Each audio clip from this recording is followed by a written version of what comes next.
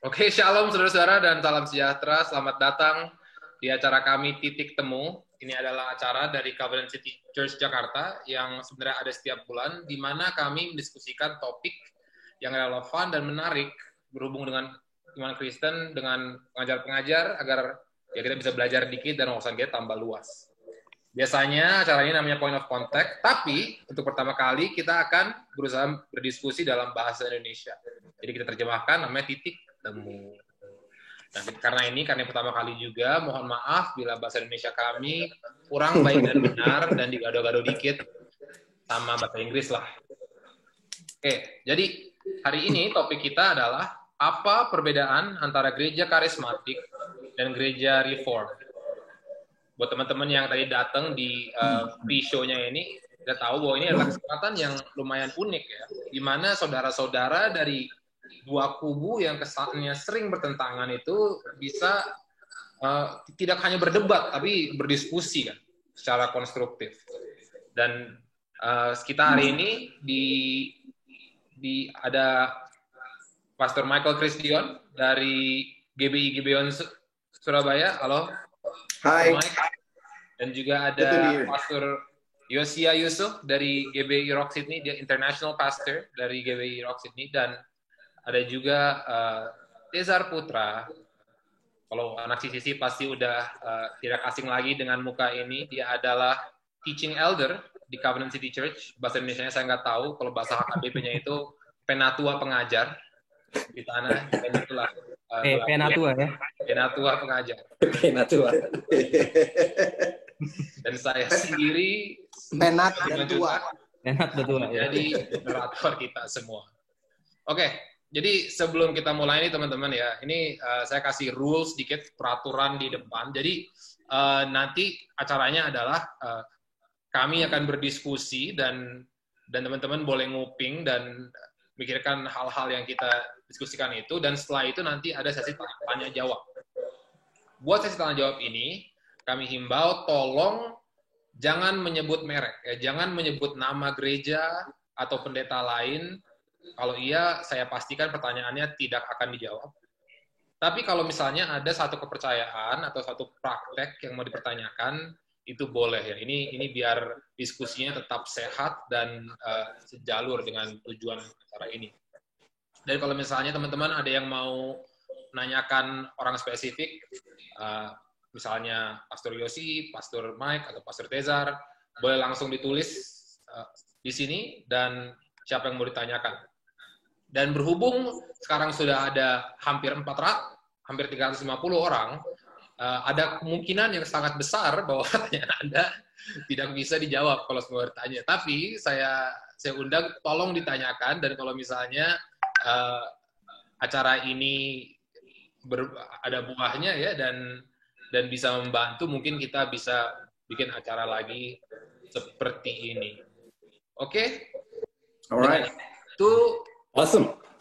Mungkin kita saya minta senior kita dulu ini, Pastor Michael Christian. Ini saya by the way panggil Michael Christian sama Yosi sama Tezar itu dengan nama pertama ya, bukan saya mau nggak sopan, tapi emang sebenarnya kita tuh teman dan kayaknya kita yang minta ya manggil. Yeah, we ask. Biar santai. Oke, jadi boleh Mike buka kita dalam satu doa. No problem. Bapak di surga, we thank you so much untuk opportunity ini untuk kami bisa berdiskusi, berdialog, sesuatu yang jarang terjadi.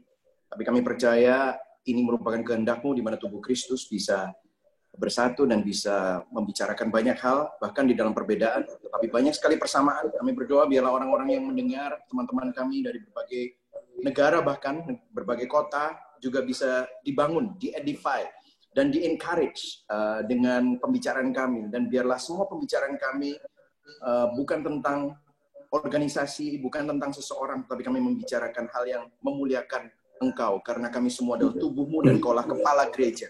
Biarlah kepala gereja dimuliakan melalui pembicaraan kami. Terima kasih Bapak, kami serahkan segalanya di dalam nama Bapa, Putra, dan Roh Kudus, Allah Tritunggal yang Esa. Di dalam nama Tuhan Yesus. Amin. Amin. Oke. Mungkin saya boleh kasih background sedikit ya dengan gimana aku sama Tez ini bisa kenalan sama Mike sama Yosi. Jadi kita ini bagian dari satu network yang sama, namanya City to City Asia Pacific. Ini adalah satu network, satu jaringan yang tujuannya itu untuk menanam gereja-gereja di daerah Asia Pasifik. Dan memang itu dari naungan gereja Redeemer yang ada di New York, gerejanya Tim Keller, kalau teman-teman tahu. Dan memang dari dasarnya itu berbasis teologi reform. Tapi sama sekali jaringan ini tidak eksklusif kepada orang reform. Nah, yang uniknya ini, Yosi sama Mike ini dari background gereja yang berteologi karismatik. Jadi ini mungkin saya mulai dengan Ko Yosi dan Ko Mike ya. Gimana sih bisa sampai dari background karismatik ini belajar teologi reform dan sampai niat gitu mendalami teologi reform. Ini sekalian ceritain dikit untuk teman-teman kita yang mungkin belum kenal gitu background-nya kok Mike sama Yosi. Yosi dulu. Nanti Mike duluan. Yang tua duluan, Pak. Kita orang Keren banget sih ya. Ya, yang tua duluan biasanya. Waduh. That's sensitive right there. Tua itu relatif. Relatif, betul. Oke. Sebenarnya ini semua berasal dari sebuah pengalaman pribadi ya. Jadi sebelumnya saya memang dari kecil, sebenarnya saya dari kecil dari gereja Presbyterian. Dan kemudian papa mama juga melayani di gereja Presbyterian juga. Itu bukan merek ya, Presbyterian aja kan, it's Presbyterian, Ortodoks Presbyterian. Dan kemudian waktu saya menganjak remaja, papa dan mama somehow pergi ke sebuah KKR dan dijamah oleh kuasa Roh Kudus tahun 80-an di Surabaya. Dan kemudian mulai dari situ saya dipindah dari gereja yang berbasis Ortodoks Presbyterian, mulai terekspos dengan karismatik, dan dari kecil, dari kira-kira umur 11, 12, sampai saya umur tahun 2017, itu kira-kira umur 30-an ya, saya mempunyai latar belakang yang karismatik. Tetapi ada sesuatu yang terjadi secara personal, yaitu pada saat saya mengalami masalah pribadi yang cukup besar yang saya nggak bisa ceritakan secara detail.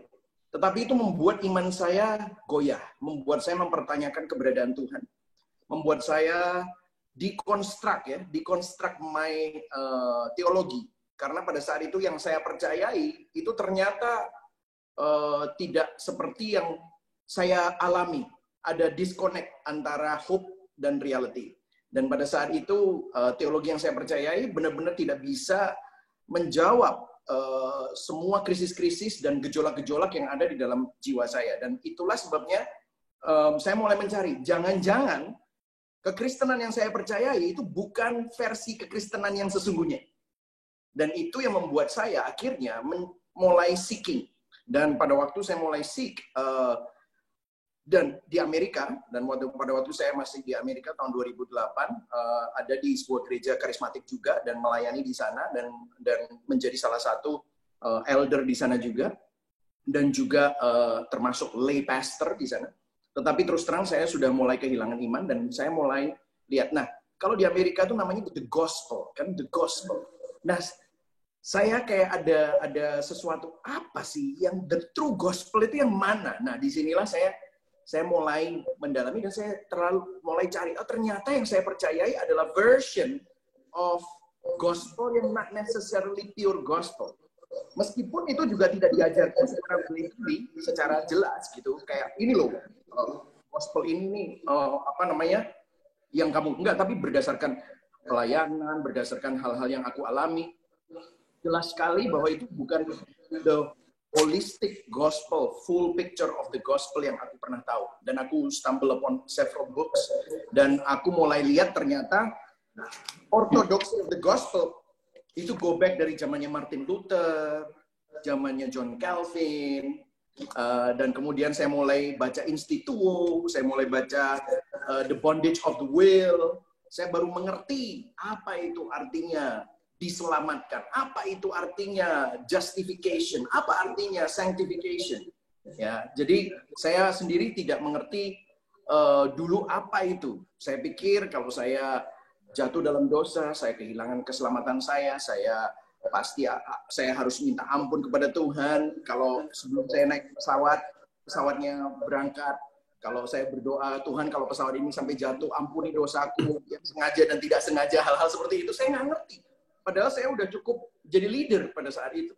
Jadi hal-hal tersebut yang membuat saya akhirnya mencari, dan di sanalah saya mulai mempelajari dan melihat buku-buku kuno, dan juga itu akhirnya saya ketemu sama Tim Keller, saya ketemu sama John Piper, nah di sanalah saya akhirnya belajar teologi dan doktrin yang lebih kental daripada sekedar experience yang saya alami selama ini. Tetapi saya juga tidak bisa mengingkari pengalaman-pengalaman yang saya alami itu adalah benar-benar pengalaman yang berasal dari Tuhan, gitu. Hal-hal yang benar-benar menyentuh hati saya, yang mengubah mata saya. Jadi disinilah saya mulai mempelajari itu semua. Jadi that's the story yang saya yang saya alami secara pribadi.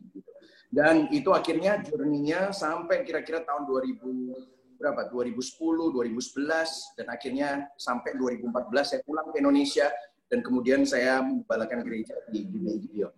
Itulah ceritanya secara singkat. Dan itu mengubah hati saya, mengubah hidup saya, mengubah perkawinan saya, mengubah saya parenting dengan anak-anak saya, mengubah saya melayani, mengubah cara pandang saya, mengubah paradigma saya. Semuanya berubah gara-gara Injil Kristus itu, the Gospel of Jesus Christ. Yang selama ini saya bukan berarti saya nggak kenal, tetapi hanya melihat dari satu vantage point, satu sudut pandang, tidak melihat secara keseluruhan apa itu the Gospel of Jesus Christ. Mungkin kita bisa ingetin juga yang mau ada pertanyaan boleh tanya di Q&A-nya, tapi bukan di chat-nya. Takutnya nanti nggak kelihatan pertanyaannya. Sorry, Mike. Ya, benar banget. Itu apa yang tadi Cesar barusan bilang. Tolong kalau misalnya saudara teman-teman mau nanya, ada box yang di kanan bawah ya, sebelah polling, sebelah more itu Q&A. Tolong pertanyaannya taruh di sana. Biar nanti kalau misalnya kita jawab, kita bisa pencet, answer live, dan kelihatan pertanyaannya. Dan juga biar nanti kan banyak yang chat, bisa tenggelam atau enggak. Jadi tolong tanya di sana. Oke, thank you Om Mike. Keren banget ceritanya, udah ngejelasin. Sekarang mungkin Yosi gimana ya? Gimana bisa ketemu sama background apa? Ya lagi di forum dari satu background yang karismatik gitu. Oke. Jadi kan aku lahir dan besar di gereja karismatik. Kalau kalian nggak tahu apa itu gereja karismatik, itu adalah seperti gereja-gereja yang besar di Indonesia yang sekarang lagi ngehit. Itu kebanyakan adalah gereja karismatik. Ini agak gema, kenapa ya? Tes. Oke. Sekarang udah enggak. Nah, jadi aku lahir dan besar di gereja karismatik. Jadi gereja karismatik itu lebih ke arah, mungkin nanti kita akan bahas perbedaannya antara reform dan karismatik ya. Sekarang jadi aku besar di gereja karismatik, dan karena aku besar di gereja karismatik lebih ke arah never really read the Bible for myself. Jadi semua yang aku pelajari itu lebih kayak karena dikasih tahu pendeta, dikasih tahu pastor. Dan kemudian di tahun 2004, long story short, aku pergi ke Amerika, ke Dallas untuk sekolah Alkitab. Dan aku sekolah Alkitab di sekolah Alkitab karismatik, di Charismatic College. Dan untuk 3 tahun pertama ya, everything that I learned about charismatic theology yang aku besar, yang grew up with. Nah, cuman yang uniknya, yaitu di tahun 2007, aku tuh transfer ke Dallas Baptist University, which is a Baptist University. Nah, di situ, hati tuh mulai gundah. Kenapa? Karena di Baptist University, aku mulai diajarin tentang teologi yang I never was exposed before. Such as Calvinist, Arminius, and Reformed theology. Itu kaget. Itu bikin aku kaget. Nah, kenapa aku kaget? Karena kan selalu pemikiranku tentang apalagi Calvinist ya. Sekali selamat, tetap selamat. Itu kan selalu nilainya very negative, very bad. Nah, tapi kan kemudian di sini aku mulai mengerti apa itu Calvinist. Dan aku mulai mempertanyakan, waduh, kalau gitu selama ini yang aku percayai benar atau salah? Kayak contoh ya, ini yang aku mulai benar-benar dikonstruk. Kayak aku percaya, kan, aku kira aku Arminis, yaitu keselamatan itu adalah sebagian Tuhan, sebagian aku. Ternyata pas aku pelajari, ternyata what I believe is not Arminius. Apa yang aku percaya itu ternyata adalah semi-Pelagian. Which is katanya itu adalah ajaran sesat. Kaget kan? Aku percaya ajaran sesat. Kaget, shock. Yang kedua, kayak contoh Trinity. Apa kamu percaya Trinity? Oh ya, apa itu Trinity? Jelasin kan, Trinity itu apa? Allah itu 3, Tritunggal tapi 1. Seperti contoh air. Air bisa jadi air, uap, dan es. Atau seperti Papa bisa jadi di rumah, bisa jadi suami, bisa jadi Papa di tempat kerja, bisa jadi karyawan. Terus pas belajar di sekolah, katanya bukan. Itu modalisme. Itu ajaran sesat, heresi. Kaget lagi. Waduh. Jadi ternyata dari situ, aku mulai nyadari banyak hal yang aku pelajari, yang aku terima, yang aku percayai, yang ternyata dinilai ajaran sesat mulai sejarah gereja. Nah, dari situ aku mulai struggle. Dan kemudian, tapi untungnya, aku waktu itu juga suka banget dengan satu pendeta namanya Matt Chandler di Dallas. Jadi aku sering suka diajak ke sana, dengerin dia, dan kemudian profesorku, dan kemudian juga pendetaku di Dallas, waktu aku pindah ke Dallas Baptist University, itu he's a Reformed Charismatic. Dan dia sedang mulai, seperti sisi kalian, series on the Book of Romans.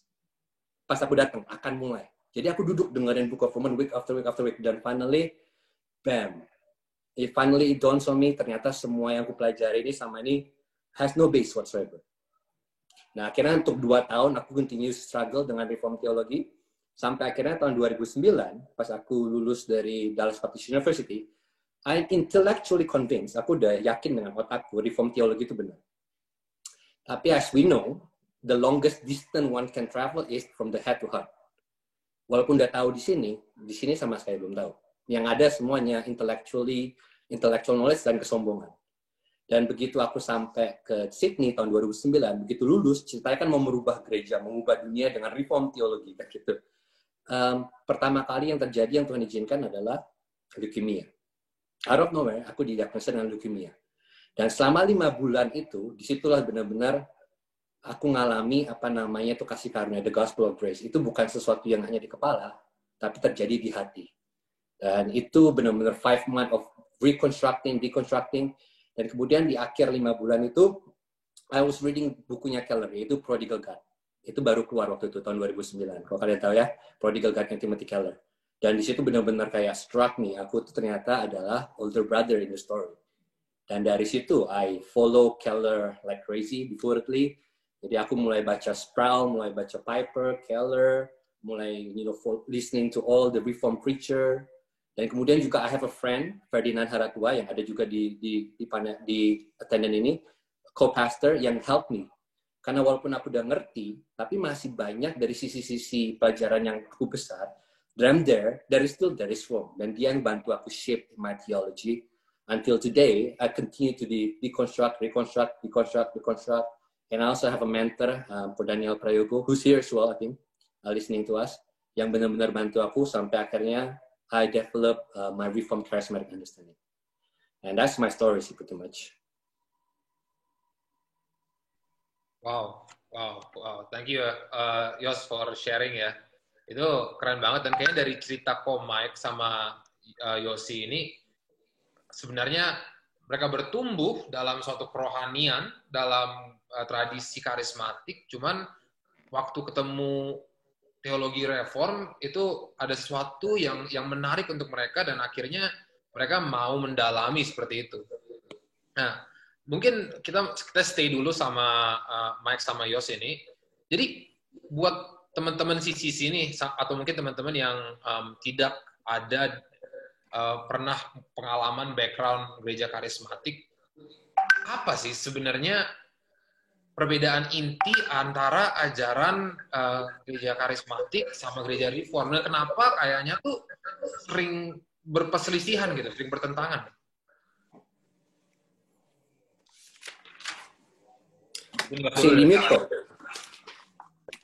Why don't you see us start first? I have answers, but yeah, it would be nice. Gantian lah ya. Iya, ini banyak sih ya, karena semakin aku mendalami reform teologi, semakin first of all, I do not reject everything that charismatic is. Jadi aku bukannya meninggalkan karismatik. So I still call myself charismatic. Tapi I have to admit juga ada banyak, khususnya pengajaran karismatik yang terkenal, khususnya di Indonesia, yang I think it's not healthy, nggak sehat dan tidak in line with the Bible. What Reform theology teach me adalah untuk go back to the Bible. Itu adalah unsur reform yang paling utama yang I think a lot of time amazing in charismatic. Karena charismatic itu kan experiential based. If we want to be honest, it's very experiential based. Sedangkan reform theology is very word based, very Bible based. Nah, so what happened is, which one is the starting point? Apakah kita akan mulai start dengan our experience, are we starting, the starting point is the Bible. Nah, di sini yang aku find the biggest difference between charismatic. Kalau aku ngomong dengan orang karismatik, ya, we're talking about unhealthy charismatic, ya. Itu starting point-nya mereka adalah experience. Oh, aku ngalamin ini, aku ngalamin itu, karena itu pengalamanku jadi kebenaran. And while the Bible tell us different thing, the Bible tell us the Bible is truth, and your experience need to be governed by the truth. Dan yang ini, I think this is a very different point of view. Jadi starting point-nya beda banget. Jadi starting point-nya bukannya what I think, what I believe, tapi what the word say and what God say. That's the starting point. Nah, mungkin aku kasih satu dulu, mungkin Mike bisa kasih yang lain. Ada banyak sih perbedaannya. Ya, jadi kalau misalnya kita ngomongin tentang Pentecostal or charismatic, itu I can recommend a book if any one of you kalau ingin tahu tentang Pentecostal theology. Ada sebuah buku yang ditulis oleh Keith Warrington, itu Pentecostal theology, itu ditulis tahun 2008. Itu dikatakan bahwa Pentecostal theology or charismatic, kita nggak bedakan ya ini di Pentecostal dan charismatic, karena Pentecostal itu sebenarnya mulainya tahun 1900 yang terjadi di Azusa Street dan yang lain-lain itu, dan kemudian terjadi lagi di tahun 1960 dan 1970 itu lebih karismatik. Kalau Pentecostal itu lebih ke speaking in tongue, karismatik itu lebih ke arah all the other spiritual gifts, nubuatan dan yang lain-lain, itu semua lebih ke arah karismatik. Nah, tapi dua-duanya sama di dalam umbrella of holiness movement. Itu holiness movement yang terjadi. Dan kalau kita pelajari Pentecostal theology itu sebenarnya dijelaskan di dalam buku itu, which makes sense waktu saya mulai mempelajari buku itu, adalah theology of encounter. Theology of encounter itu jadi semuanya dilihat dari pengalaman. Nah, kemudian pada saat mereka menuliskan pengalaman-pengalaman tersebut, mereka bukan menolak scripture, tetapi mereka melihat scripture sebagai narasi. Jadi mereka waktu baca scripture itu bukan sesuatu yang terjadi di masa lampau dan kemudian mereka melihat bagaimana hal-hal itu menjadi simbol. Kalau kita kan kayak gitu ya, there's symbol and then there is a doctrine yang bisa diambil. Nah, enggak. Narasi itu mereka ingin mengalami apa yang dialami oleh para rasul, para tokoh-tokoh Alkitab. Jadi itu yang menjadi fuel. Oh, kita seperti zamannya Elia. Oh, kita seperti Nabi Yesaya. Utuslah aku, ini aku, utus aku. Kita seperti zamannya Paulus. Kita seperti zamannya Petrus, di mana kalau bayangannya aja bisa menyembuhkan, gitu-gitu. Jadi, narasi of the Bible itu bisa kita alami secara pribadi, bahkan pada saat ini. Dan kemudian, experience itu yang akan mewarnai hidup kita sehingga kita itu bisa merasakan Tuhan, bukan cuma hanya berdasarkan apa yang kita baca, tetapi kita juga alami. Nah, ini yang menjadi basis dari Pentecostal or charismatic theology gitu. Jadi nah, of course ini ada objection-nya ya kan, ini bahayanya, ada bahayanya. Karena bahayanya adalah ada yang tanya untuk bukunya apa, nanti akan dikasih ya. By the way, Pentecostal Theology, a Theology of Encounter, Keith Warrington. Oke. Nah, ini semua of course ada bahayanya. Karena apa? Bahayanya adalah kalau pengalaman itu mengalahkan the authority of the scripture. Kalau pengalaman itu menghancurkan apa yang menjadi doktrin Alkitab. Sehingga buat apa ada Alkitab? Kalau misalnya kita bisa dengar suara dari Tuhan langsung gitu. Karena kalau kita belajar ortodoks teologi, saya mungkin nggak mau cuma hanya ngomong reform teologi ya, tapi mungkin ortodoks teologi, revelation. Kita taunya revelation apa? Dua kan? General revelation and apa? Special revelation, betul kan? General and special revelation. Tetapi kalau karismatik itu ada yang ketiga, itu kan personal revelation. Nah, Itu yang bisa membahayakan, karena kalau personal revelation itu mengalahkan apa yang special revelation itu terjadi melalui scripture, maka akan menjadi sebuah kesesatan, karena akhirnya apa kata hamba Tuhan, apa kata nabi tersebut itu bisa menjadi sabda Tuhan. Padahal disinilah kita membedakan, kan, kalau kita belajar dari ortodoks teologi, perbedaan fungsi nabi di Perjanjian Lama dan fungsi nabiah, prophecy in the New Testament is different, karena Pentakosta belum terjadi, Pentakosta yang original ya. Ini kan sekarang ada Pentakosta kedua, Pentakosta ketiga, I don't know how many Pentakosta. I believe only one time Pentecost terjadi di upper room, dan kemudian itu yang membuat establish the church through the apostles.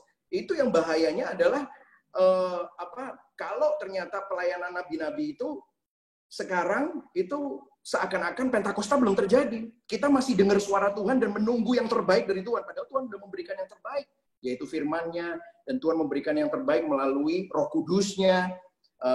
Dan orang yang mendengar itu kan perlu dikonfirm, harus diuji, harus dicek dengan the authority of the scripture. Hal-hal tersebutlah yang mungkin akhirnya menjadi penyelewengan itu tadi. Dan ini objection dari banyak orang reform terhadap karismatik.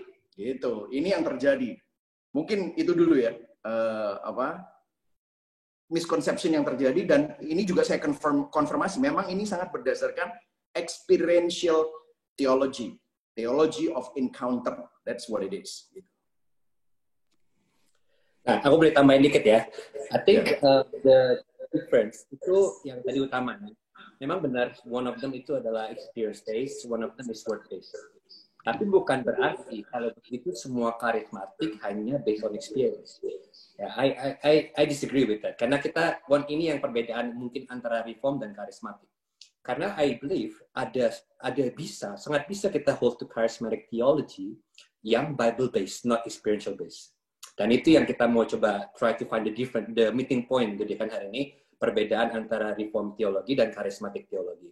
Di mana reform teologi, okay, correct me if I'm wrong, Tessa and Sam, reform theology believe in the cessation of the Spirit. Jadi maksudnya the gift of the Spirit. Beberapa gift of the Spirit itu sudah nggak berlanjut lagi. Khususnya maybe if I can point one is the gift of prophecy, correct?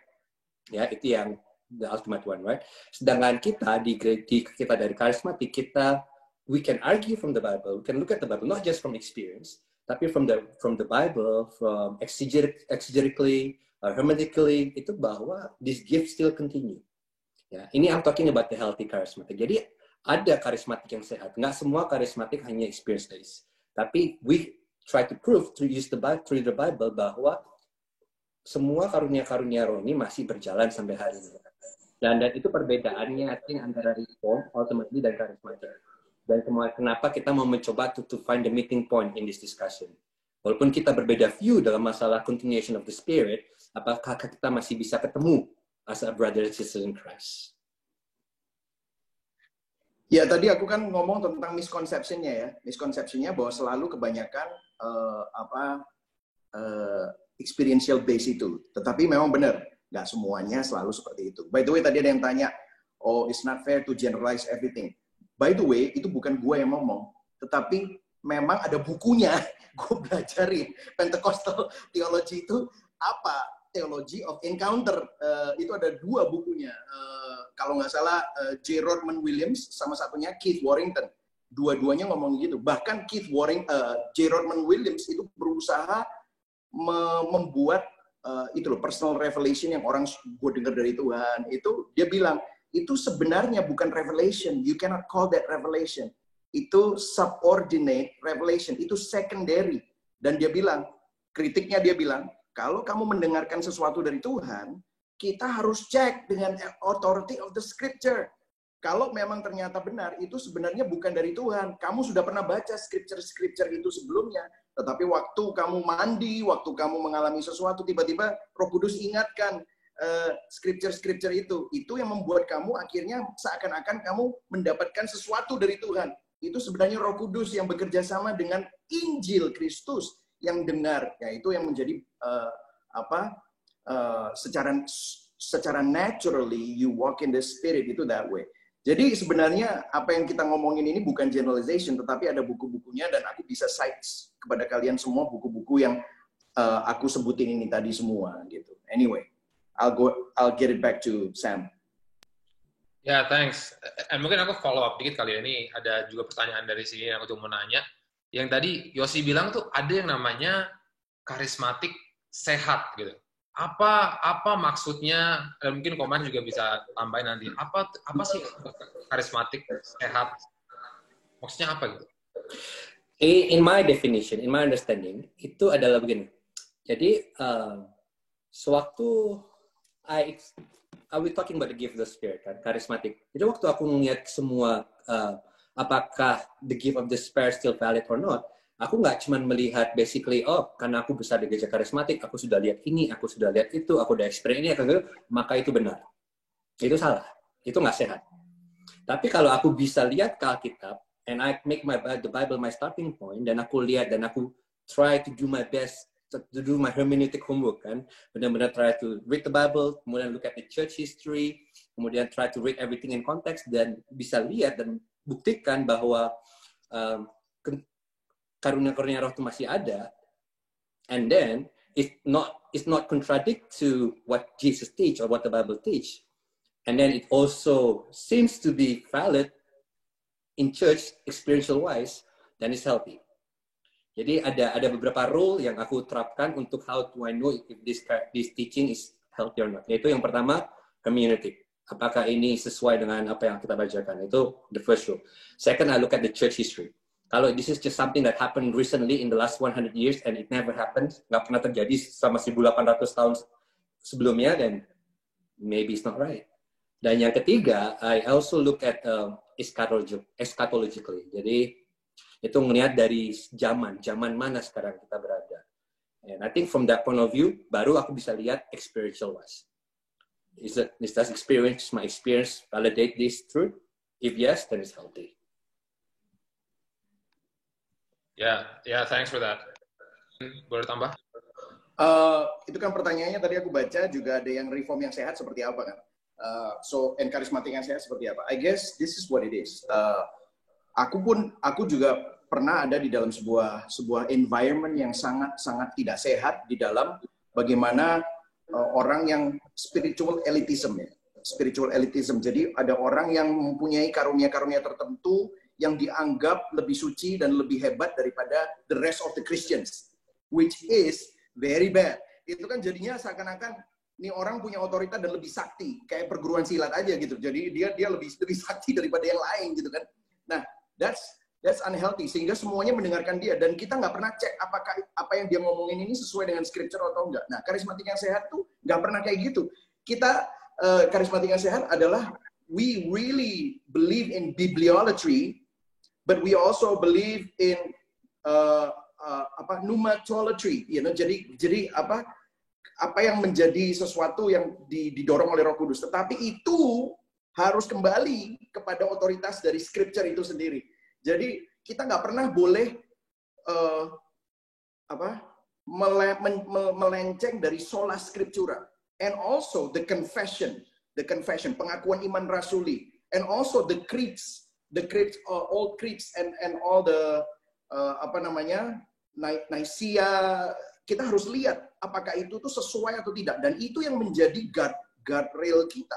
Jadi apapun yang akhirnya keluar dari pengalaman kita, itu kalau sudah bertentangan dengan hal-hal ini, karena ini adalah thousands and thousands of years bapak-bapak gereja kita, dan semua hal-hal yang sudah diwariskan oleh Reformation theology, Reformation movement, dan juga apa yang ditulis oleh semua konfesi-konfesi itu ya, konfesi Westminster, konfesi Heidelberg, all those things ya.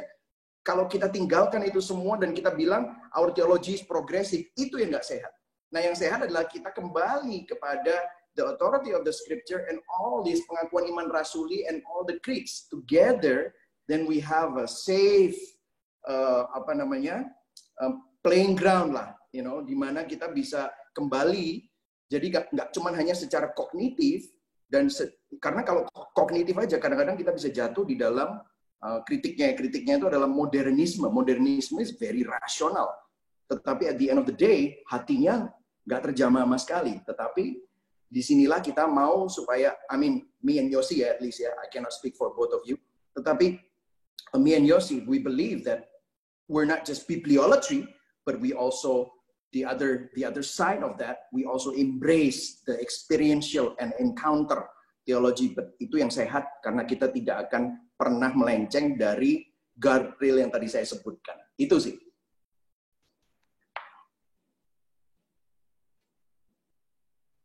Ya, makasih.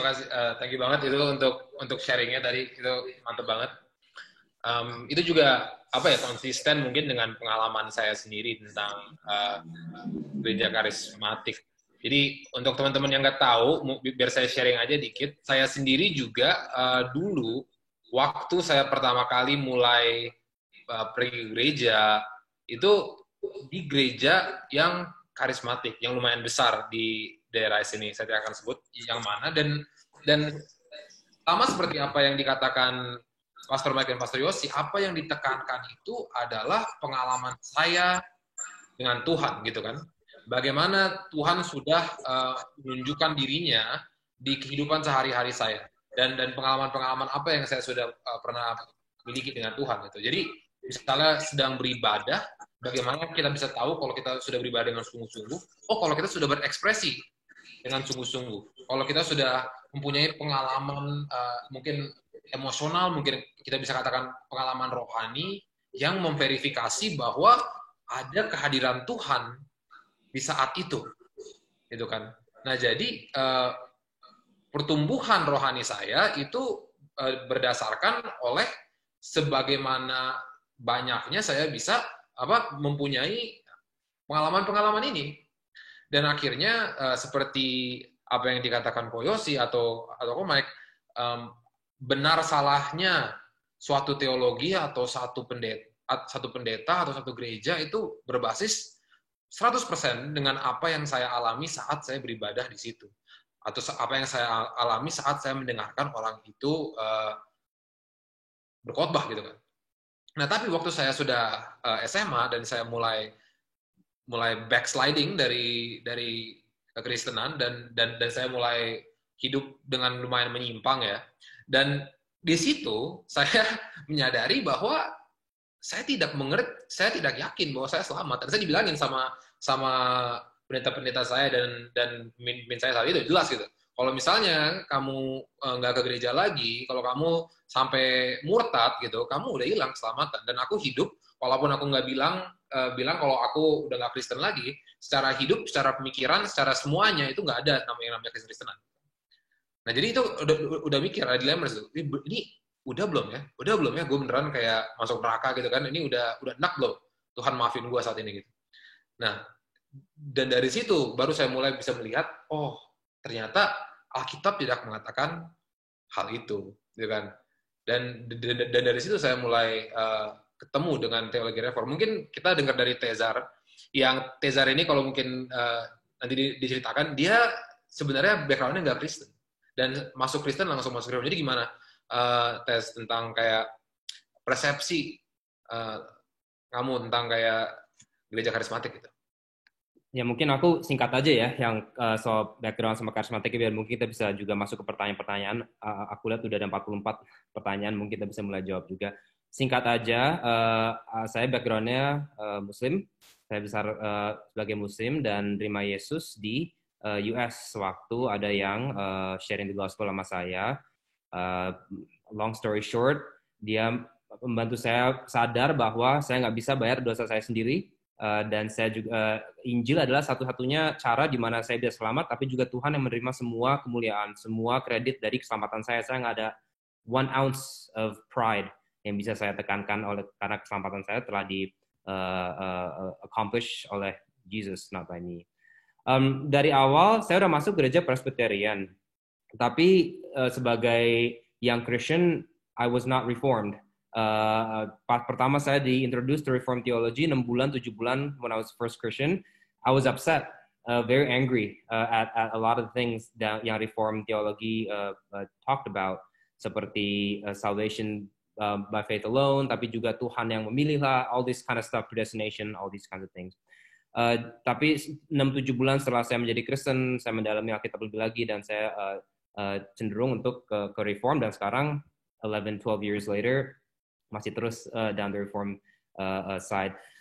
I was not exposed untuk ke banyak teologi karismatik, tapi mungkin yang kita bisa maju diskusinya mungkin lebih akan lebih membantu kita kalau kita mulai differentiate doctrinal positions, karena kita semua agree bahwa reform lebih ke otak dan karismatik lebih ke hati, lebih ke Bible, lebih ke experiential. Kita agree semua itu udah pasti, tapi kalau kita mau ke down to the bottom of it, I think kita harus bahas adalah hal-hal seperti, kan tadi ada yang tanya juga, ini kalau semuanya reform, ketemunya di mana? Kan semua udah ketemu di reform gitu kan?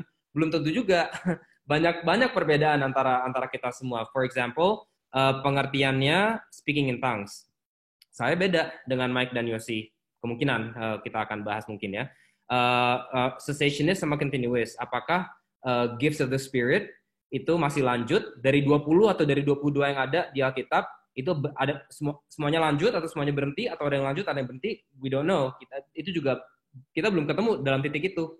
Right? Masih ada perbedaan itu juga. Contoh-contoh yang lain, Pentakos, apakah itu satu yang terjadi hanya sekali, apa bisa ulang-ulang terus? Prophecy, definisinya apa?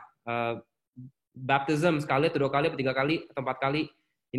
Itu things yang kita masih bisa harus bahas, dan mungkin dari pembahasan itu akan bikin perbedaannya lebih clear, I think. Ya bisa kita membahas hal itu. Jadi sebenarnya apakah, kan kita seperti apa tadi Yosi bilang dan Mike bilang itu kan, ada hal-hal seperti buah-buah Roh Kudus, karunia-karunia Roh Kudus yang berbeda antara reform dan karismatik, dan hal-hal seperti ditulis di tanya jawab ini, pembaptisan percik, pembaptisan selam, pembaptisan anak. Apakah hal-hal ini seharusnya memisahkan kita? Seberapa jauh harusnya hal-hal ini memisahkan kita, dan kita bisa seberapa banyak ketemunya gitu? Boleh aku jawab, soalnya ini yang gampang, yang susah kasih ke Mike dan Tessa ya. I want to recommend satu buku, yaitu yang ditulis sama Gavin Ortlund. Nanti kalian akan temukan di list bukunya, itu tentang Finding the Right Hill to Die On. Di situ dia itu elaborate yang Albert Mohler Jr. katakan theological tribes, di mana teologi itu bisa dibagi menjadi 3 section: primary, secondary, and tertiary.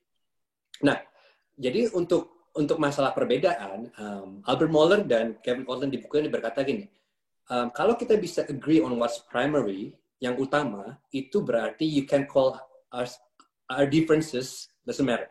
Jadi kita masih tetap bisa jadi brothers and sisters in Christ. Mungkin kita nggak bisa pergi ke gereja yang sama, mungkin kita belong to denominasi yang berbeda, tapi kalau our primary doctrine are same, then we are brothers and sisters. Nah, jadinya yang open buat debat adalah secondary doctrine and tertiary doctrine. Nah, jadi di situ as long as kita agree on what's the primary, then we're fine. Nah, tentunya definisi primary itu buat setiap orang berbeda. Dan kalau kita mau go back to the Bible, dan kita mau lihat Alkitab, yang definisi yang primary adalah seperti yang kita lihat dari Apostle Creed, dari Nicene Creed, dari semua yang sudah kita pelajari tentang salvation, tentang who God is, Trinity. Nah, itu sesuatu yang the Bible is black and white. Dan waktu Bible black and white, kita harus black and white. Dan kalau ada yang mencoba merubah itu menjadi abu-abu, we reject that. You're not our brothers and sisters. Dan di situ kita harus tahu perbedaannya. Jadi ada yang bisa menyatukan kita adalah our primary doctrine. Dan kalau primary doctrine kita sama, then we are brothers and sisters. Then we might disagree on the secondary. Contoh, the gift of the Spirit, the mode of baptism, the church governance. Itu kan kita banyak perbedaan, banyak view, banyak denominasi yang split because of that. But that should be secondary. That should not divide us from becoming brothers and sisters in Christ. Dan kemudian ada tertiary. Tertiary itu yang lebih ke arah personal preference. Musik model apa yang kita mau pakai, drum boleh enggak, and stuff like that. itu tertiary matters. Jadi as long as we agree on the primary matter, I think kita bisa call ourselves brothers and sisters. That's the uniting point of us. Dan kita tentu di sini agree ya. Kita semua berempat agree bahwa the primary doctrine that we hold dear itu adalah the gospel. As long as we agree on what the gospel is, we are brothers and sisters. Aku rasa di situ titik temunya. Bahkan menurut aku kayak speaking in tongue or not itu menurut saya adalah tertiary, bukan secondary even. Karena kalau maksudnya gini, I read some of these books ya. I forgot which one, tapi aku read some of these books. Mereka bilang begini, kita bisa lihat bagaimana the Bible is talking about some of these stuff. Dari presentasi yang di talk about, it's not wise untuk menekankan hal itu menjadi our primary. Misalnya, kalau misalnya ngomongin tentang speaking in tongue is only talk about in the Bible itu nggak sebanyak talking salvation by grace or Kristologi. Itu kan semuanya is everything. Nah, tapi kalau gereja itu akhirnya menekankan itu dan abandon the primary, itu kan ada sesuatu yang nggak sehat kan. Disitulah yang problem. Saya pun juga punya perbedaan di situ dengan mereka yang menekankan sesuatu yang mestinya minor, tetapi mereka major in the minor instead of major in the major. That's the problem. Makanya saya bilang kalau misalnya yang minor itu mestinya tertiary menurut saya. Tetapi some people are different ya. Mereka menganggap itu sebagai bahkan rela untuk gereja pecah gara-gara itu ada yang melakukan itu. Tapi menurut aku that's where kita ketemu di primary doctrine itu tersebut gitu. Nah, kalau perbedaan kita ngomongin ya kayak misalnya speaking in tongue gitu ya. We believe there is karena ada yang memang masih speaking in tongue, tetapi we follow 1 Corinthians 14. We follow that in di dalam kebaktian tidak dilakukan, dan itu juga dilakukan di 1 Corinthians 14 ditulis oleh Rasul Paulus bahwa bagaimana kalau ada orang baru datang dan mereka mendengar kamu berbicara dan mereka menganggap kamu gila, sehingga we don't use that. It's supposed to be unless kalau sampai ada 2 atau 3 orang interpreting. Tapi selama ini kan nggak pernah ada so far. What happened? Pernah nggak? That's what happened. Masalahnya kalau kita ngomongin tentang speaking in tongue sama-sama dan nggak ada yang interpreting, that's really not biblical according to the Bible. Kan the Bible is just so clear gitu. Jadi akhirnya kita kembali kepada itu aja gitu. Nah, apakah kita percaya bahwa speaking in tongue masih bisa untuk edify ourselves? We believe that, but some people don't practice it. We also don't force people to speak in tongue if they don't want to or they can't. They don't have the gift, then it is not forced. Berarti bukan mereka itu adalah orang yang second level atau yang belum sesakti yang udah ngomong gitu. Itu menjadi our caution. Kita juga nggak mau seperti itu, sehingga akhirnya hal-hal tersebut pun kita melakukannya untuk ketertiban. Jadi di dalam our liturgi nggak ada itu yang namanya speaking in tongue together for us, for me in Gideon Church gitu. Jadi tapi kita tetap percaya. Nah, apakah ada venue-nya? Well, there are, kayak misalnya doa puasa, doa syafaat. Well, some people they woke up at 5 o'clock in the morning, they pray together untuk mendoakan bangsa dan negara. Mereka bisa melakukan itu, ada tempatnya gitu, dan ada orang-orang yang memang mempunyai hati untuk melakukan itu, ya they have the venue to do it gitu.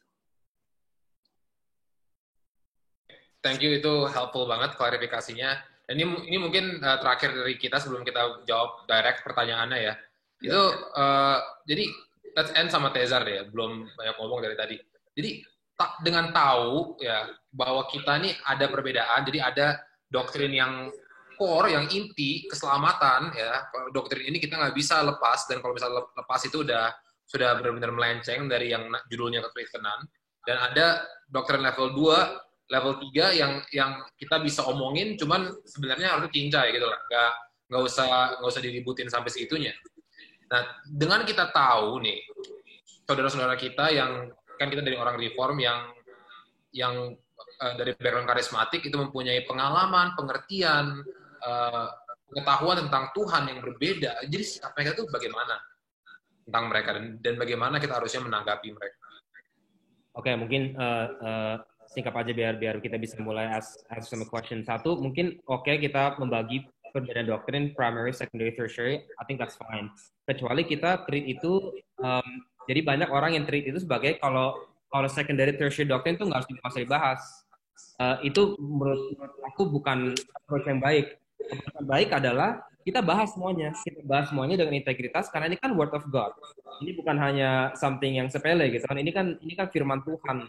Jadi ngomong secondary, tertiary itu still.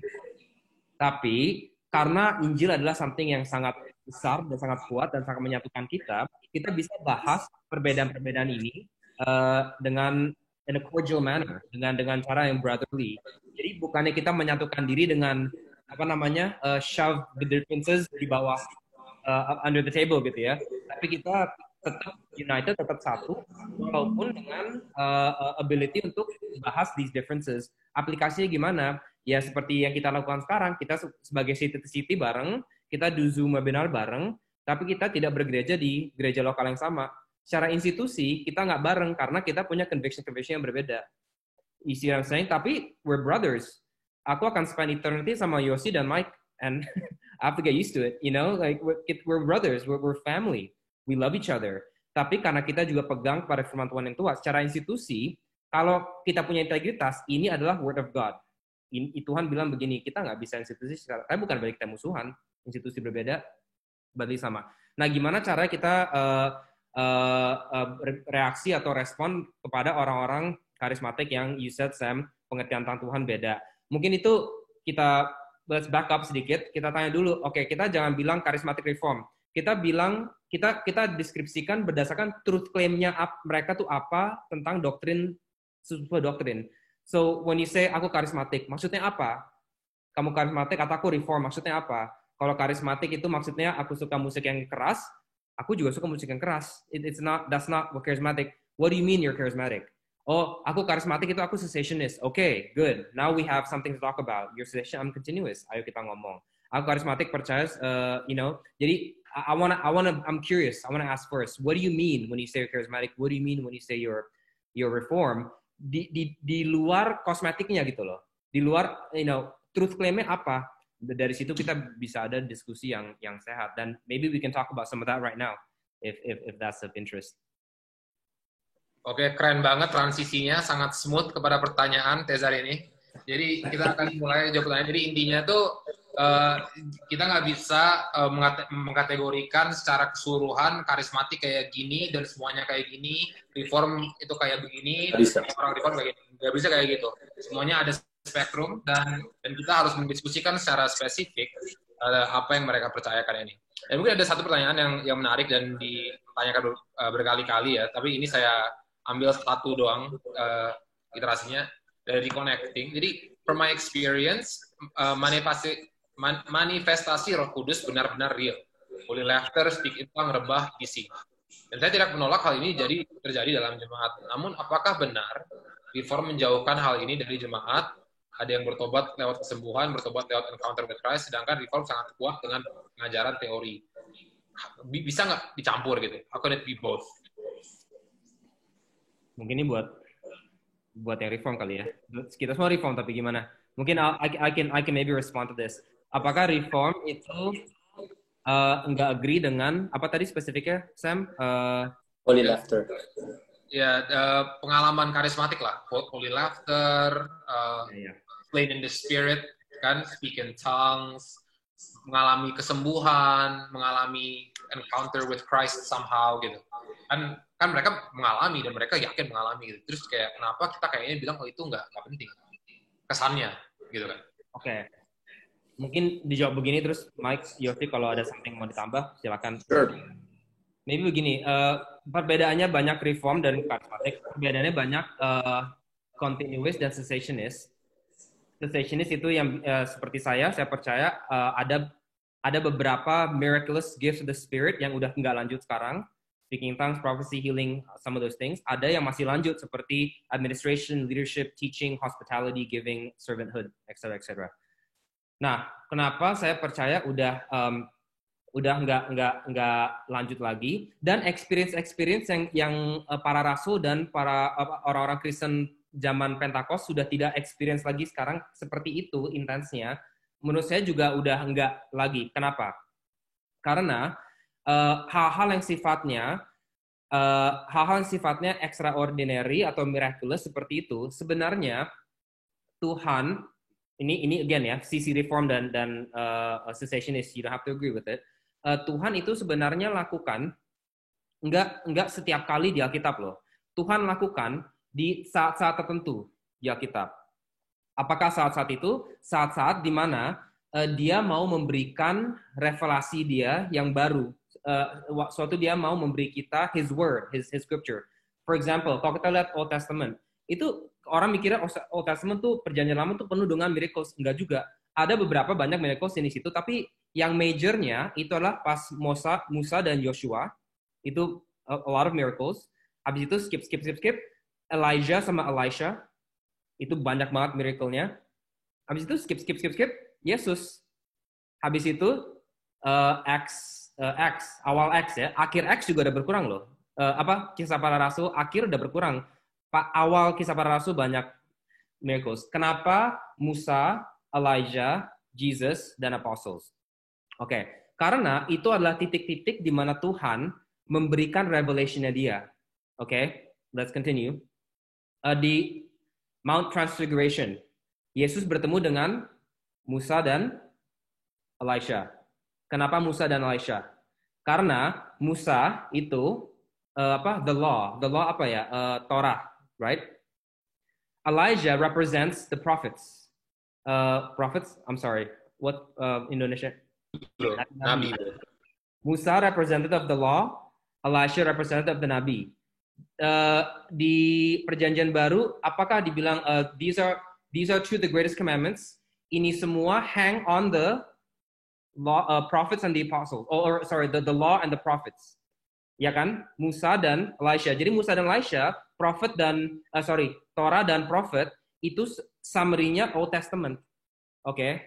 That's why setiap kali Tuhan memberikan revelation baru, dia curahkan hal yang bizarre seperti yang kita lihat di Musa dan di Elisha. Habis itu nggak ada lagi testament dari Tuhan, nggak ada lagi revelation dari Tuhan sampai Jesus Christ, right? Jesus Christ datang, dan habis itu siapa yang nulis New Testament? Not the prophets, tapi the apostles, right? The apostles juga have these extraordinary gifts and spirit and abilities. Okay, summarize. Tuhan memberikan umatnya these experiences, these extraordinary gifts menurut cessationist, menurut reform, hanya untuk mencap orang yang berbicara. Jadi kalau orang yang berbicara itu adalah speakernya Tuhan akan cap dia dengan these crazy miracles. Musa dicap pas ngelawan Pharaoh, ya kan? He does all these crazy miracles, membuktikan bahwa dia adalah pengantara God's word, sebenarnya bukan magiciannya Pharaoh, ya kan? So he beats them. Elijah adalah dicap sebagai pengantara firman Tuhan, bukan the prophets of Baal, right? Jesus, my son, the apostles, my people. Dan sekarang karena Alkitab sudah ditulis, Perjanjian Lama dan Perjanjian Baru sudah ditulis, Tuhan tidak lagi menggunakan hal-hal seperti itu untuk mencap orang lagi, karena Alkitab sudah tutup, Genesis to Revelation. Kalau orang cessationist akan argue karena itu Tuhan tidak lagi menggunakan cara-cara seperti itu untuk reveal himself. Tapi apakah berarti Tuhan tidak bisa menyembuhkan orang lagi? Ya pasti bisa. Apakah bukan berarti Tuhan nggak bisa do whatever he wants? Of course he can. Tapi bukan dengan tujuan mencap orang sebagai pengantara firman dia, karena firman dia sudah tutup dan sudah selesai di dalam Alkitab. Mungkin kita mulai dari situ. I know banyak pertanyaan lagi, but I'll stop there. Okay, let me counter that. Here we go. I disagree. Well, I have to disagree. I'm a charismatic. Nah, kenapa aku disagree-nya di sini? Kenapa? Yes. Jadi memang dalam sesi-sesi tertentu memang benar di Perjanjian Lama, whenever Tuhan memilih seseorang, orang untuk special revelation, orang itu diberikan karunia khusus. I agree, I give you that. Dan kemudian waktu Yesus datang, Yesus itu the special one, the anointed one, the Messiah. Of course, he is the fulfillment of everything, yang semua dari miracles, semua healing, he has all the gift. I agree. Nah, here's where I disagree though.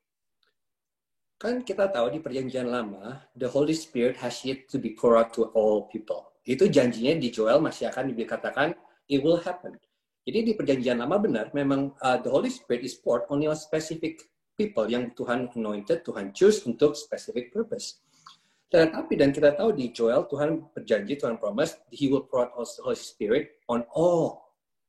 Jadi kita tahu ini skopnya akan jadi besar, dan kita tahu ini dipenuhi di hari Pentakosta. Di mana di hari Pentakosta, everyone was filled with the Spirit. Yang semua, all the disciples were filled with the Spirit. Dan kemudian dari situ, dan kita juga tahu kan, now we're talking about, sekarang kita ngomong dari hermeneutik ya.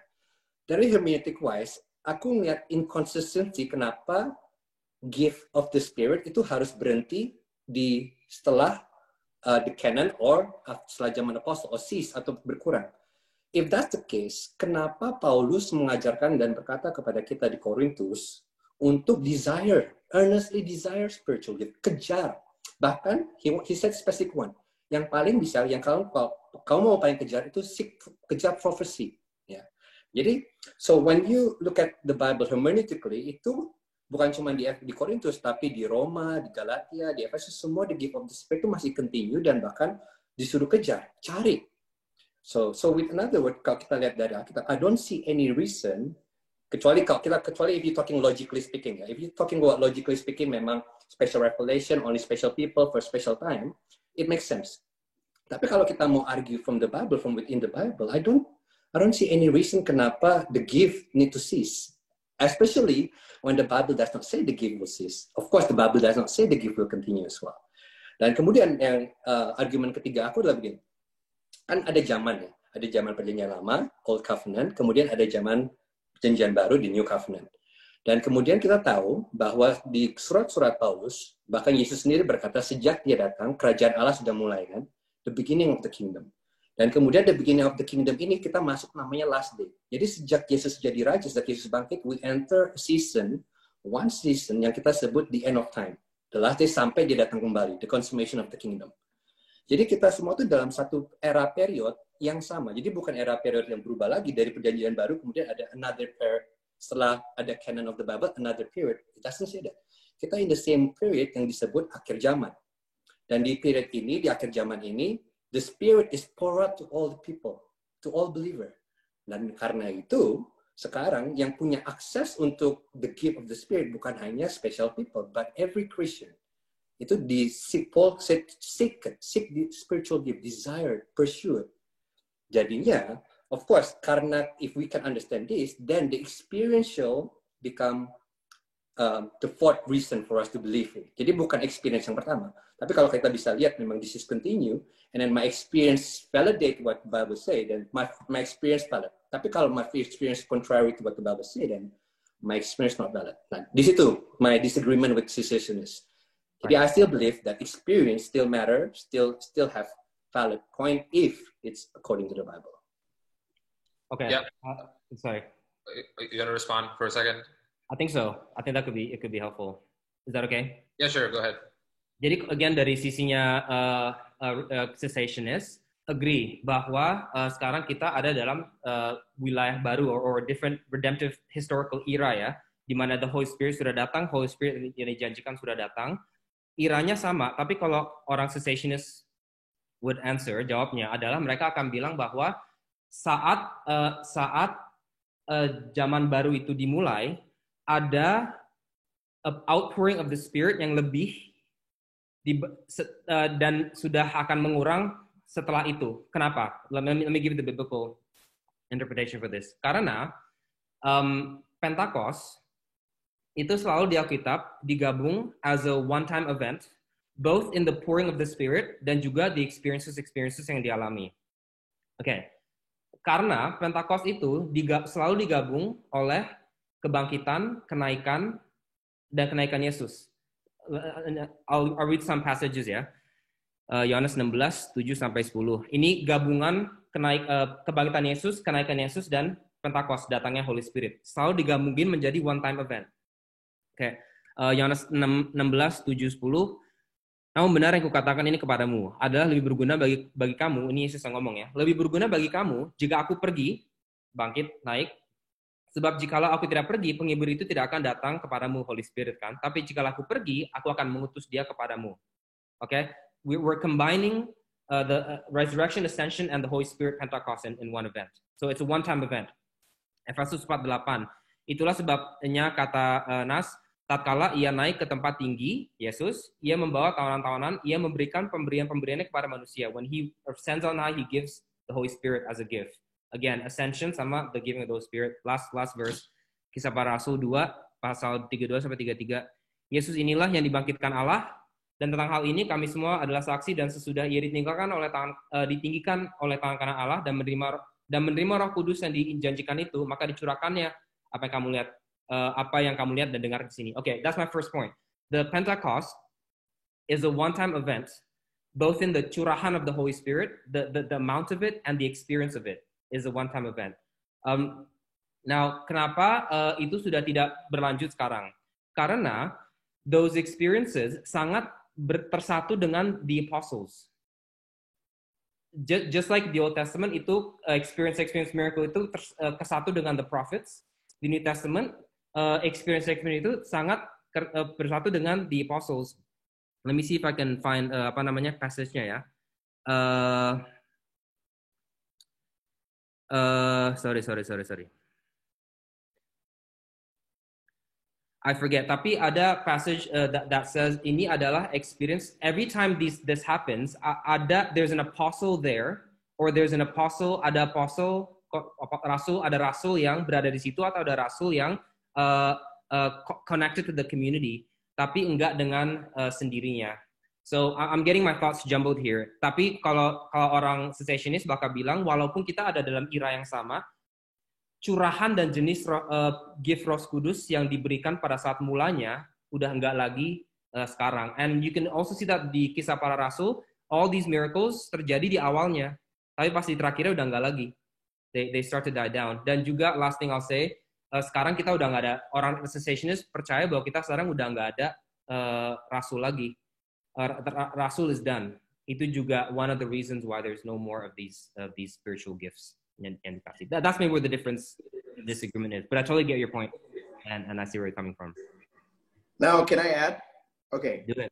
This is great. This is a true discussion right here. Jadi gini, I study both actually. Dari cessationist point of view and continuous point of view. And aku sendiri waktu terakhir, pertamanya more and more leaning towards cessationist. Tapi kemudian as I go back and look at what happened in my life, there are several intersection of my life di mana somehow Tuhan intervene, Tuhan melakukan hal-hal yang tidak di luar akal dan pikiran. Disinilah saya tidak bisa mengingkari apa yang saya alami itu merupakan suatu pekerjaan Roh Kudus melalui manusia yang akhirnya membuat saya menghidupi panggilan saya kepada kemuliaan Tuhan. Dan ini bukan tentang saya, it's not anthropocentric atau very narcissistic ya, tetapi untuk kemuliaan Tuhan. Nah, disinilah akhirnya saya mulai cari, ada nggak sih buku-buku yang akhirnya bisa memberikan pandangan. Dan saya mau cari adalah orang-orang sesasionis yang akhirnya menemukan atau breakthrough sendirilah caranya bagaimana mereka menemukan jawaban-jawaban yang akhirnya membuka suatu pintu di mana mereka, dalam tanda kutip, Wayne Grudem bilang progressive cessationism. Nah, disinilah saya menemukan sebuah buku yang saya mau rekomend untuk orang-orang bisa baca. Namanya Who's Afraid of the Holy Spirit? Who's Afraid of the Holy Spirit? Yang ditulis oleh dua orang profesor dari Dallas Theological Seminary. Dan yang amazing adalah yang nulis ini adalah ini collection of essay of the topics by scholars yang broadly itu cessationist perspective. Tetapi mereka sebenarnya di dalam beberapa event dalam hidupnya mereka mengalami krisis. Ada yang anaknya sakit, ada yang benar-benar mengalami krisis di dalam hidupnya, dan mereka akhirnya mengakui di dalam buku itu bahwa apa yang mereka pelajari dalam Greek and Hebrews and all the hermeneutics and exegetical yang mereka pelajari itu tidak menolong mereka, karena yang mereka alami itu sesuatu yang I don't know, again this might not be a picture of true all reform like seperti itu, tetapi di sana mereka baru sadar bahwa mereka membutuhkan sesuatu yang lain. Of course, I also believe that banyak orang reform juga percaya the work of the Holy Spirit inside of the heart. Tetapi disinilah mereka membuka hal-hal tersebut. Nah, kebetulan juga Wayne Grudem adalah salah satu yang nulis forward-nya ya. Nah, disinilah dia memberikan sebuah suggestions. It's called progressive cessationism. Nah, now that is more of my position right now. I am more lebih ke arah progressive cessationism, di mana saya sangat open, tetapi juga sangat cautious dengan hal-hal yang karena gini, banyak sekali abuse. Nah, bagaimana saya sendiri pribadi pengen tahu, setelah membaca beberapa buku, ada sesuatu yang perlu kita cermati. Setiap kali spiritual gifts itu terjadi, yang harus kita cari adalah fokusnya itu apa? Fokusnya apa? Fokusnya adalah, kalau fokusnya adalah antroposentrik, manusia, narsisistik. Jadi untuk dirinya sendiri. Nah, disinilah salahnya. Karena akhirnya kita hanya menjadi manifestation junkies. Kita hanya cari kecanduan manifestasi Roh Kudus gitu ya. Kita hanya cari hype demi hype. Makanya kalau ada orang punya karunia nubuat, wah, rame banget tuh kebaktian. Semuanya pada pinta dinubuatin, padahal nubuatannya juga banyak yang salah. Saya pun pernah cek, ini bener nggak sih 2 tahun kemudian, lu dinubuatin kayak gini, nih terjadi nggak? Nggak terjadi, Pastor. Nah, this is wrong, gitu. Tetapi apakah ada dari 150 orang atau 200 orang yang dinubuatin, ada yang benar? Well, ada 1 atau 2, dan itu benar-benar nggak masuk akal benernya. Kok bisa benar gitu? Nah, there's also chance, kok bisa, kesempatannya tuh kayak probabilitas benernya itu kok bisa seperti itu. Disinilah kita tidak bisa bergantung, rely itu bersandar kepada manusia, nggak bisa. Kita harus kembali kepada Roh Kudus. Makanya saya selalu saya kembali kepada bentar, ini my battery is running out. Kembali kepada Holy Scripture. Karena kalau enggak, kita akan tersesat di dalam itu semua. Nah, saya selalu menjelaskan kepada jemaat seperti ini.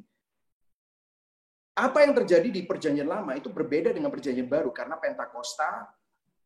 Jadi ini kombinasi antara apa yang tadi Tesar bilang, dan juga kombinasi antara apa yang Yosia jelaskan. Karena Pentakosta belum terjadi di Perjanjian Lama, makanya Tuhan membutuhkan orang-orang tertentu itu diurapi, dan dia stamp. Dia itu benar-benar memberikan suatu validitas terhadap orang-orang tersebut bahwa ini adalah hamba Allah.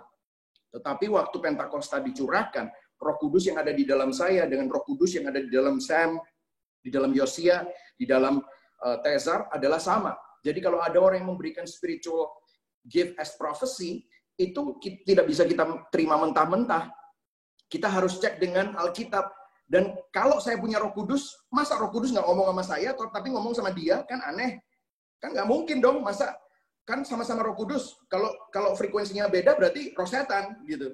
Jadi makanya kita nggak bisa ada sesuatu yang direktif, kayaknya seperti ahli nujum, paranormal. That's not true. Itulah sebabnya kita di Perjanjian Baru, pelayanan nabiah atau profesi itu bukan untuk memberikan direction seperti di Perjanjian Lama, tetapi lebih confirmation, nudging apa yang selama ini menjadi kegelisahan kita di dalam kerohanian dan spiritualitas kita, karena mungkin kita sekarang sedang takut, sedang mengalami keraguan, sedang mengalami keresahan, kekhawatiran, dan di sana ada encouragement, ada suatu edification, ada suatu penguatan di dalam iman kita melalui apa yang dikatakan orang tersebut. Nah, itu juga bisa dalam hal nggak usah ngomong saya dengar dari Tuhan atau nggak usah ngomong yang aneh-aneh, tetapi bisa saja melalui firman Tuhan atau kadang cuma hanya doa. Sometimes when I pray for people, kadang-kadang waktu aku doain seseorang, terus mamanya orang ini nih yang udah tua bilang sama saya, Pak, Bapak kok bisa tahu ceritanya dia semua? Emang tadi udah konseling ya? Saya enggak, saya baru pertama kali ketemu. Kok bisa tepat sekali doanya? Blam, bam, bam, bam, bam. Saya sudah lupa apa yang saya doakan. Ini semua Tuhan. Jadi saya tidak mengambil kesempatan ini untuk membuat saya jadi kelihatan lebih sakti daripada orang lain. Nah, disinilah I'm open but always cautious. And apa yang saya doakan, kalau saya mendapatkan sesuatu atau merasa terdorong sesuatu, saya make sure bahwa ini ada filternya, yaitu firman Tuhan, paling tidak. Dan scripture yang saya ingat berdasarkan apa yang saya pernah baca atau berdasarkan apa yang pernah saya dapatkan dari Tuhan sendiri. Maksudnya pengalaman pribadi saya waktu saya berbicara dengan orang tersebut. Jadi buku tersebut berbicara banyak tentang hal-hal seperti ini. Who's Afraid of the Holy Spirit. Dan itu nanti saya akan kasih ke Sam untuk bisa dibagikan kepada para peserta. Jadi I'm in between the two of you. I'm the most charismatic out of all. I don't think so sih. Gue yang paling marah ya, paling I'm the angriest of all. Berhubung Mike udah mention buku-bukunya ini, aku posting di chatnya ini buku yang tadi udah diberikan sama saya oleh Pak Mike, Yogi dan Tezar juga. Buat biar tahu bahwa narasumber kita dari kita tuh nggak buat spekulasi apa kita sendiri gitu ya. Ini narasumber ini Yosi, Mike dan Tezar sudah benar-benar belajar dan mendalami dan dari sinilah asalnya. Nah, mungkin salah satu yang ditanyakan ini saya susah pencetnya ya, answer live-nya soalnya banyak banget pertanyaannya, jadi saya campur aja dan sampai kata-kata sendiri. Itu saya kasih 2 pertanyaan langsung deh, biar efisien. Yang pertama, itu ada persepsi dari para penonton bahwa sebenarnya ini tuh kita nggak ketemu titik temu gitu. Malah bahwa Mike sama Yosi ini udah datang ke sisi reform, jadi bukan kita ke tengah, tapi Yosi sama Mike yang ke kita gitu. Jadi ada persepsi bahwa ini tuh bias gitu kan. Nah, mungkin bisa respon dalam hal itu. Dan yang kedua ini ada banyak pertanyaan tentang gereja reform karismatik gitu kan. Itu kita sudah bahas secara muter-muter lah ya tadi dalam apa pembahasan kita. Jadi bagaimana sih sebenarnya dua hal itu kita rekonsiliasi gitu. Jadi apa perbedaannya orang reform dan reform karismatik kalau boleh ditanya gitu. For me, first of all, I love CCC. Even though I'm not Presbyterian, I'm a charismatic. Tapi aku suka banget CCC. I'm a fan of you guys. I listen to you guys weekly, even though I don't belong to you guys. Tapi mungkin kalau aku bisa bilang bukan berarti kalau begitu I became fully reformed. Karena yang what I believe at the end of the day, apakah CCC mengajarkan Alkitab sesuai apa yang percaya, apa yang aku lihat di Alkitab. Dan kalau CCC mengajarkan Alkitab yang tadi seperti bilang, the primary doctrine-nya, I can see that they actually teach what salvation is, apa itu dosa, apa itu kasih karunia. Dan mungkin CCC reform, but hatiku akan jauh lebih condong kepada CCC daripada bilanglah ada gereja karismatik lain yang satu karismatik sama aku, tapi pengertiannya tentang dosa, kasih karunia, pribadi Kristus tidak sesuai dengan apa yang ditulis oleh Alkitab. Jadi bukan titik poinnya bukannya aku menjadi reform, bukan. Titik poinnya adalah apakah yang CCC ajarkan, apakah reform teologi ajarkan itu sesuai dengan apa yang aku lihat di Alkitab. Dan tentu aku nggak bisa subjektif dalam pengertian dalam Alkitab. Aku bisa melihat juga apakah ini yang diajarkan para rasul, seperti tadi kita lihat semua all the creed, semua the church history, the early church father, dan kita melihat itu semua, apakah ini konsisten atau tidak. Dan kalau ini konsisten, ya mungkin sisi reform aku karismatik, tetapi I have a lot more in common dengan gereja reform sisi daripada dengan gereja karismatik yang tidak mengajarkan Alkitab. Jadi titik poinnya bukannya kita yang menjadi reform, bukan, titik poinnya adalah apakah reform teologi itu sesuai dengan Alkitab. Dan aku harus berkata jujur, ya ada banyak hal yang reform teologi ajarkan yang sangat sesuai dengan Alkitab. Dan ada banyak yang karismatik ajarkan yang tidak sesuai dengan Alkitab. Tapi bukan berarti kalau gitu aku menolak semua pengajaran karismatik, karena aku juga melihat ada karismatik yang sesuai dengan Alkitab, yang menurut aku reform juga salah. Nah itu, the different. Jadi titik poinnya bukannya aku menjadi reform, bukannya karismatik menjadi reform, tapi what does the Bible say? Dan kemudian dari semua itu, yang paling konsisten menurut aku, dari semua framework teologi yang paling konsisten dengan Alkitab, I have to admit, is reform theology. Even though aku masih ada disagreement on many issues with reform theology. Jadi bukannya karena itu, bukannya titik poinnya, bukannya aku menjadi reform, tapi what's the Bible say? Okay, what does the Bible say? And if we agree on what the Bible say and what the gospel say, then I agree on those. Okay, I agree with that. That's great. Malah kalau aku bisa bilang adalah gospel centeredness-nya itu tadi. The gospel should be the central of every single aspect of our ministry. Nah, disinilah yang menjadi titik temu kita. Karena gini ya, masalahnya banyak orang yang bilang mereka Kristen, tetapi apa yang mereka pelajari dari primary, tadi aku lihat ada beberapa komen kan, bagaimana kalau primary-nya aja udah nggak sama. Yang karismatik primary-nya adalah prosperity gospel.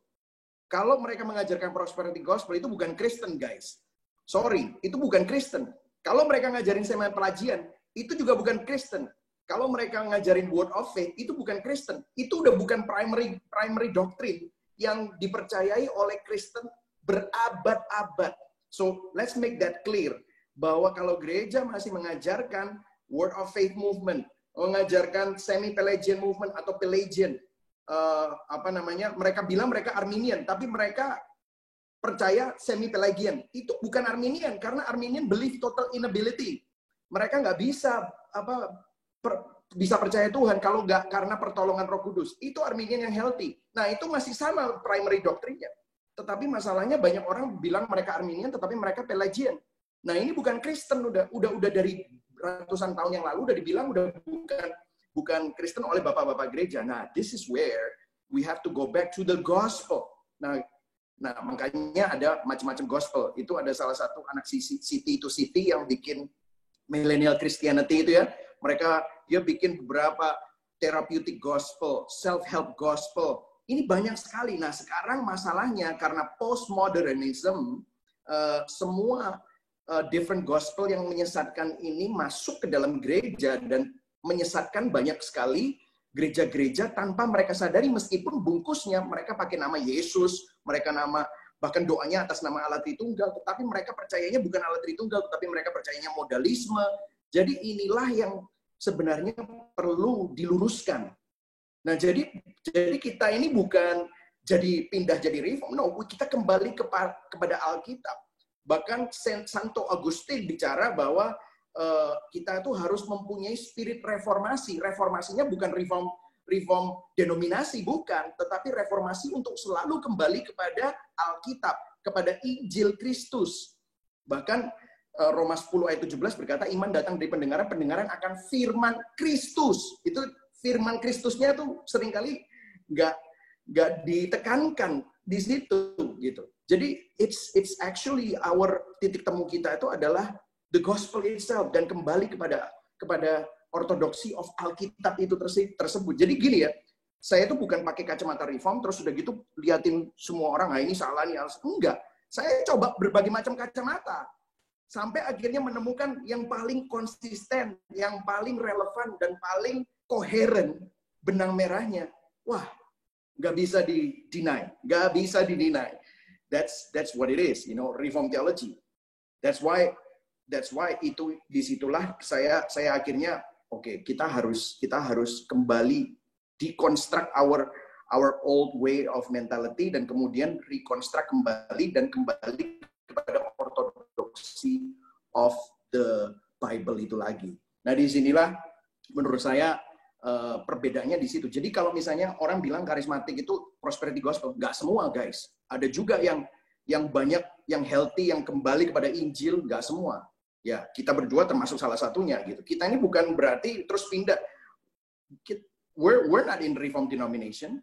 We're not in, jadi I'm just saying bahwa jangan generalize kita juga. Kalau tadi kalian kan menuduh kita mengeneralisasi. Enggak juga. Kita juga udah belajar, tapi juga kalian jangan mengeneralisasikan kita bahwa kita seperti itu. Anyway, sorry, I go off a little bit. Melencengnya nyambung somehow. Yes. Oke. Ya, jadi itu ya teman-teman ya. Kalau misalnya ada satu hal yang kayaknya kita benar-benar mau diingatkan ya. Apa titik temunya ini? Firman Tuhan, titik temunya. Kita kasih list buku banyak-banyak. Pada ujungnya inilah buku yang kita harus baca.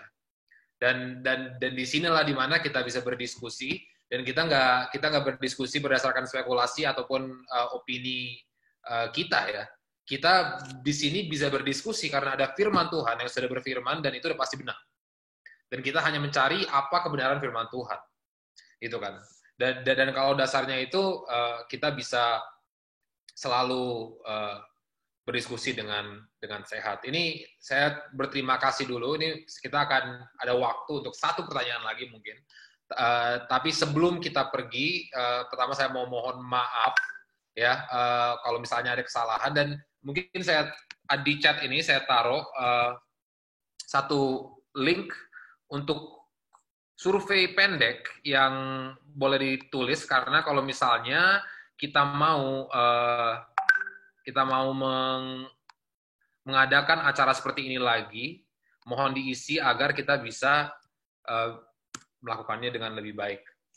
Oke, dengan ini saya tanya pertanyaan terakhir kepada panelis kita. Thank you banget lagi untuk pertanyaannya. Ini kita banyak sekali bahan untuk program lagi kalau misalnya kita mau adakan lagi.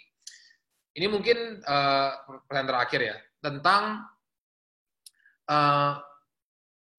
yang tadi Komen bilang, prosperity, teologi, keuangan, kemakmuran, dan the name it and claim it, kekuatan kata-kata yang sepertinya tren yang sangat kental di teologi atau pengajaran gereja gereja karismatik ini. Itu bagaimana kita menanggapi itu? Mungkin juga dari Tezar, apa tanggapan orang reform dan bagaimana kita bisa bersaudara dengan orang seperti itu? Siapa dulu nih? Kamu dulu deh, Tes, coba. Oke. Tanggapan orang reform mungkin ya ada gimana ya, orang reform itu mungkin sedikit sangat alergi dan immediately selalu ngecap orang-orang seperti itu sebagai heretical dan harus dihindari dan harus and treat them dengan cara mungkin yang kurang cordial, yang kurang baik. Mungkin sebagai orang reform kita tanyalah dulu kenapa mereka percaya seperti itu, dari Alkitab basisnya di mana, dan dari situ kita bisa mulai diskusi dengan mereka gitu kan, daripada saling teriak-teriak. Lebih enakan diskusi dan malah kita bisa reach a conclusion gitu ya together. Tapi with that being said, saya harus bilang kalau sisi reform sama sekali tidak setuju dengan orang-orang yang name it and claim it, atau dengan gereja-gereja yang mungkin bilang bahwa kalau kamu percaya aja pasti akan dapat. Kenapa? Karena di Alkitab nggak pernah ada yang gitu-gituan. Simply that, nggak pernah ada gitu-gituan. Prophecy di Alkitab nggak pernah soal personal advancement.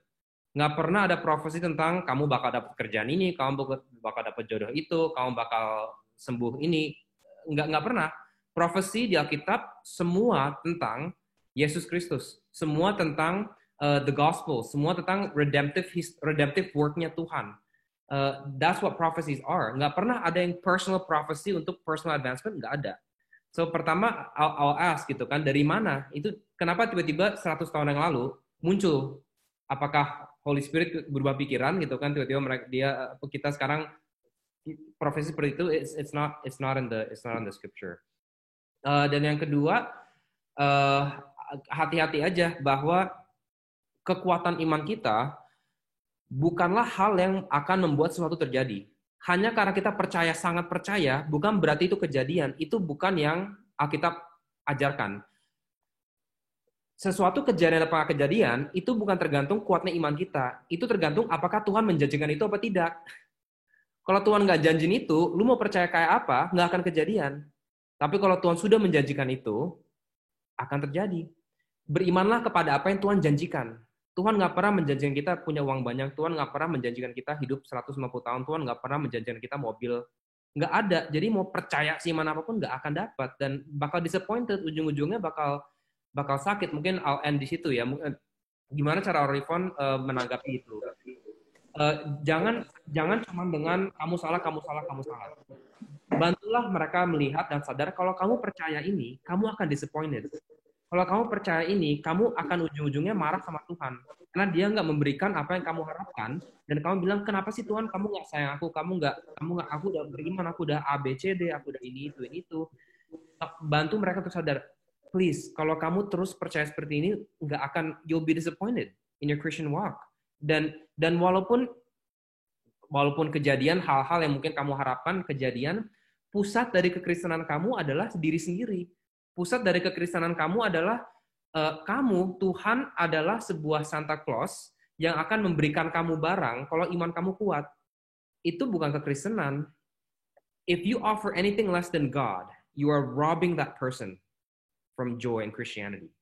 And the name it and claim it movement is the biggest thief of all.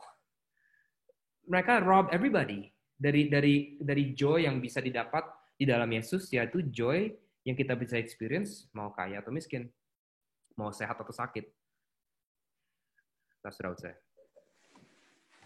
Okay, from me, biar ke Mike yang terakhir, yang last, I think, apakah mungkin someone encounter God, mengalami lahir baru, melalui pelayanan prosperity word of faith theology? I say possibility, yes, ada.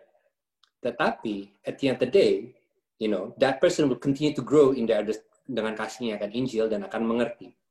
Karena pada akhirnya, jadi kan tadi pertanyaannya kan, what we do but word of faith, I hate it. I hate prosperity theology to my core. Tapi apakah Tuhan bisa menyelamatkan orang? Misalnya contoh, orang yang mencari kesembuhan. Apakah Tuhan bisa menyelamatkan orang itu dengan menyembuhkan orang dari kesembuhan, mengenal Tuhan Yesus? Bisa. So I do not close that possibility. Tapi the possibility that I close adalah pada akhirnya seperti Kaisar bilang, apa yang dicari hati orang itu? Karena kita tahu sendiri dari perjanjian lama, Tuhan bilang sama Musa, ini aku akan berikan semua tanah perjanjian buat bangsa Israel. Aku berikan tanah yang penuh madu ini. Aku berikan semua janjiku buat kamu, buat bangsa Israel. Tapi aku nggak akan pergi bersama kamu. Jadi dengan kata lain, Tuhan bisa memberikan, kasarnya ya, semua janji-janji yang dikejar manusia, namun Tuhan nggak berikan dirinya. It's possible. And if that's the case, that's not salvation. Itu nggak keselamatan. Kamu akan pada akhirnya, you will be condemned, internally condemned. Jadi pada akhirnya kita tahu bahwa salvation is not about having the promises of God, but having God of the promise. Ya itu yang I think I'm gonna pursue the heart. Oke, kamu mengalami kesembuhan, kamu bisnis bangkrut kemudian diberkati, gara-gara itu kamu percaya sama Tuhan. Oke, that's good.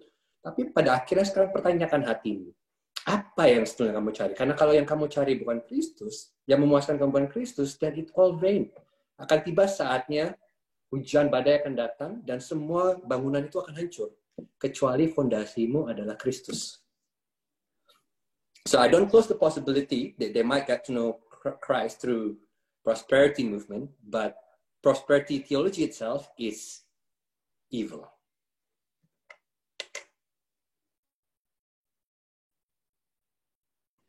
Ya. Semuanya udah ngomong, that's great. Saya mau simpulkan sedikit lah ya. Jangan menagih Tuhan tentang sesuatu yang Tuhan tidak pernah janjikan. Itu yang dikatakan Tesar kan. Itu yang problem. Karena kalau kita menagih sesuatu yang Tuhan nggak pernah janjikan, jangan-jangan apa yang kita percaya tentang yang Tuhan janjikan itu salah. Ya kan? Nah, apa yang terjadi? Bahwa kalau kita itu mencari hal-hal yang duniawi, bahkan termasuk yang surga. Saya yakin, ini Matt Chandler pernah bilang gini dalam bahasa Inggris kan, tapi saya langsung terjemahkan dalam bahasa Indonesia. Surga tidak akan dipenuhi dengan orang-orang yang takut masuk neraka. Tetapi surga akan dipenuhi dengan orang-orang yang cinta Tuhan dan sadar bahwa Tuhan mencintai dia karena sudah mati bagi dia melalui Kristus, pribadi kedua dari Allah Tritunggal itu. Nah, kenapa kok orang itu ada ini salah satu yang mungkin membantu ya. Ada seseorang yang pernah datang kepada saya ini recently, baru aja kira-kira 3-4 bulan yang lalu. Kan karena sekarang banyak sekali seminar-seminar akhir zaman tuh sebelum COVID. Jadi akhir zaman ditakut-takutin dan yang lain-lain. Terus ada seseorang yang datang kepada saya dan bukan dari Gideon, dan dia datang kepada saya ngobrol-ngobrol. Dia bilang, gimana Pak Michael menurut Anda tentang akhir zaman? Saya sekarang mau sungguh-sungguh gitu. Saya bilang, kenapa kok kamu mau sungguh-sungguh? Iya, kalau nggak sungguh-sungguh nanti kita nggak di-rapture semua, diangkat ke surga sama Tuhan gitu kan. Terus begitu, oh ya sampai segitunya. Iya, sekarang tiap minggu saya ke gereja. Oh, saya sekarang rajin banget buat tiap hari nih baca Alkitab. Nih sekarang dia tunjukin app-nya dia segala macam gitu. Tapi saya tidak pernah mendengar kata-kata tentang bagaimana Kristus menjamah dia. Bagaimana Tuhan mengasihi dia. Bagaimana dia semakin mengenal apa yang dilakukan Kristus di dalam hidupnya. Dan pengampunan dosa. Dan apa yang dilakukan di atas kayu salib. Gak ada kata-kata itu. Saya bilang sama dia, so what you're doing is actually kamu itu memakai perbuatan baikmu dan ibadahmu untuk sebagai pelicin untuk supaya kamu nanti diangkat ke rapture. Kamu sebenarnya cinta diri kamu sendiri. Karena kamu nggak cinta Tuhan, tetapi kamu cinta diri kamu sendiri karena kamu takut penderitaan. Makanya kamu sungguh-sungguh supaya nanti diangkat. Let me tell you ya, kamu nggak diangkat nanti. Jangan-jangan kamu nanti nggak diangkat kalau memang benar-benar ada tuh rapture. Saya bilang begitu. Nah, ini yang kebanyakan salahnya orang itu di sini. Name it and claim it, itu selalu kembali kepada diri sendiri. You are the center. Anthropocentris theology.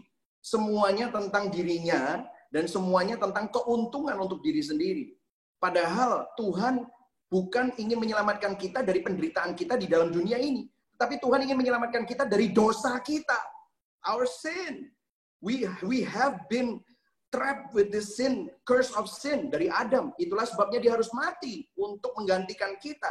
Supaya kita dapat menerima kelahiran yang baru. Kita menerima natur yang baru. Kita menjadi anak-anak Allah. Nah, disinilah poinnya, problemnya. Ada yang tanya beberapa hari yang lalu, waktu saya post titik temu itu, bagaimana klaim janji Tuhan tetapi juga bisa menjadi biblical.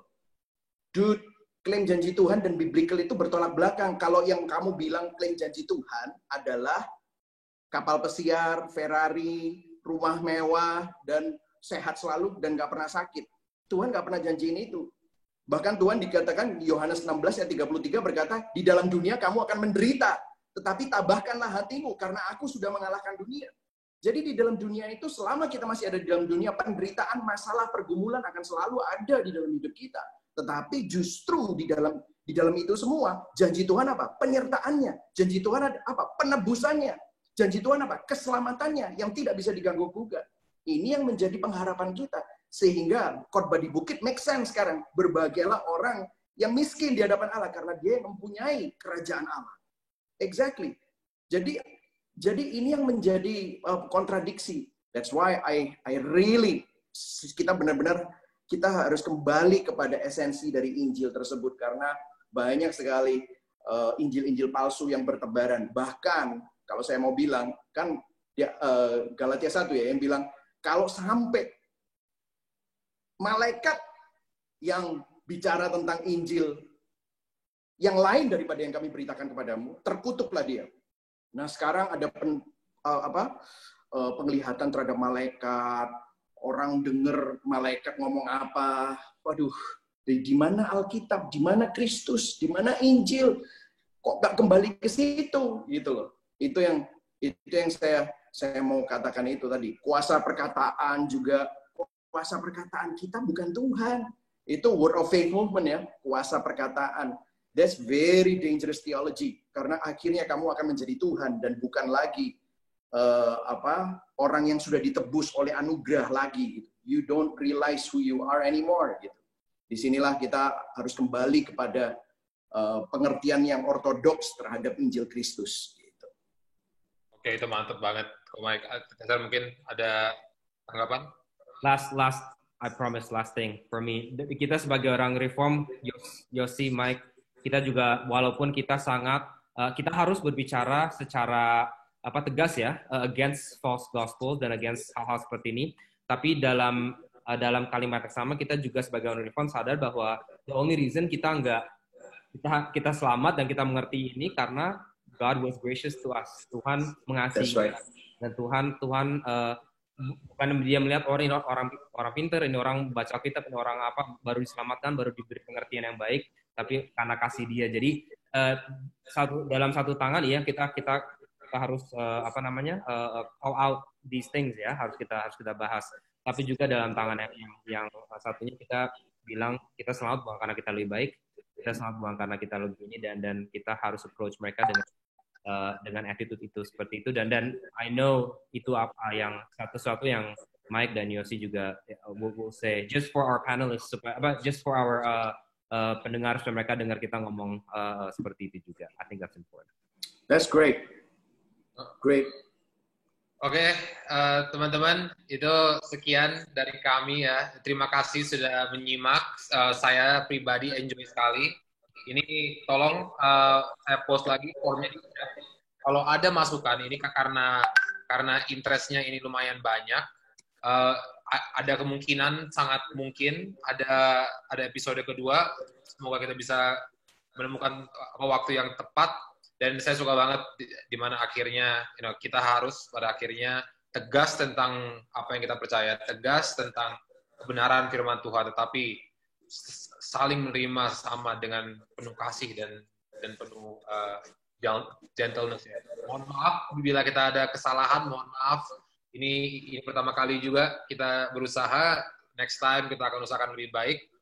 Dengan ini saya minta biar keren Pastor Tezar Putra untuk mendoakan kami keluar. Bahasa Inggris boleh nggak? Nggak boleh. Nggak boleh. Boleh. Okay. Guys. Okay, let's pray. Father, we thank you for this time. And I pray that if there's any words that we said that is not in line with your truth or is spoken in an attitude that does not represent your gospel, I pray that you would rebuke us from it. And also help those who hear it to forgive us for it and see beyond it to the truth that we are claiming. I pray that what is received from the session is that we can speak boldly and explicitly about our differences, but at the same time, realize the gospel is much bigger than that. Amen. I will spend eternity with my continuous brothers and sisters in Christ who believe in you, and those who believe with you. And we love each other, not because we agree completely. We love each other because we've been redeemed by the blood of Christ. And none of us deserve what we've been given. Thank you, Father, for Pastor Mike and Pastor Yosi, and for Sam. And I pray that their ministries will continue to flourish, not for their own glory, not for the glory of their church, but for the glory of the one who died for them. And that you may receive all honor and all praise as you built up your church under the foundation of your word, by the power of your Spirit, washed by the blood of your Son, for the glory of your name. In Jesus' name we pray. Amen. Amen. All right. Thank you guys. Mike, Yosi, thank you banget. Thank you, everyone. Thank you, everyone. Appreciate it. Yeah. See you guys. Love you guys. Okay, bye. See you.